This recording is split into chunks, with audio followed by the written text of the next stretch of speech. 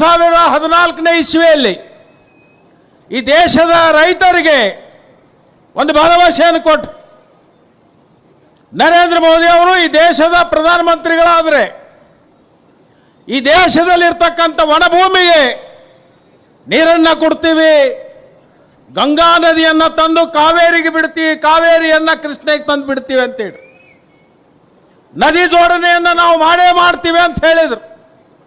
ಅಟಲ್ ಬಿಹಾರಿ ವಾಜಪೇಯಿ ಅವರ ಕನಸನ್ನು ನನಸು ಮಾಡ್ತೀವಿ ಅಂತ ಹೇಳಿದರು. ಇವತ್ತು ನದಿ ಜೋಡಣೆ ಕಾರ್ಯಕ್ರಮ ಯಾವುದಾದ್ರೂ ಒಂದು ರಾಜ್ಯದಲ್ಲಿ ಆಗಿದೆ ಅಂತಕ್ಕಂಥ ಪ್ರಶ್ನೆಯನ್ನು ಇವತ್ತು ನಾವು ಭಾರತೀಯ ಜನತಾ ಪಕ್ಷದವ್ರಿಗೆ ಕೇಳಬೇಕಾಗುತ್ತೆ. ಎಲ್ಲಾದರೂ ಆಗಿದೆ? ನಿಮಗೇನಾದರೂ ಕಾಣಿಸಿದೆಯೇನು? ನದಿ ಜೋಡಣೆ ಆಗಿದೆಯಾ? ಮತ್ತೆ ಹೇಳ್ರಿ ಕೈ ಎತ್ತಿ ಆಗಿಲ್ಲ ಅಂತ ಹೇಳಿ. ಇನ್ನೊಂದು ಹೇಳಿದರು, ನಮ್ಮ ಸರ್ಕಾರ ಬಂದ ಮೇಲೆ ರೈತರ ಆದಾಯವನ್ನು ನಾವು ಡಬಲ್ ಮಾಡ್ತೀವಿ ಅಂತ, ನಮ್ಮ ರೈತರ ಆದಾಯವನ್ನು ದ್ವಿಗುಣ ಮಾಡ್ತೀವಿ ಅಂತ ಹೇಳಿ. ಆಯ್ತೇನೋ? 10 ವರ್ಷದಲ್ಲಿ ಆಗಿದೇನೋ? ಆಗಿದೆ. ಏನಾಗಿದೆಪ್ಪ ಅಂತಂದ್ರೆ ರೈತ ಬಳಸ್ತಕ್ಕಂಥ ರಸಗೊಬ್ಬರದ ಬೆಲೆ 2 ಪಟ್ಟಾಗಿ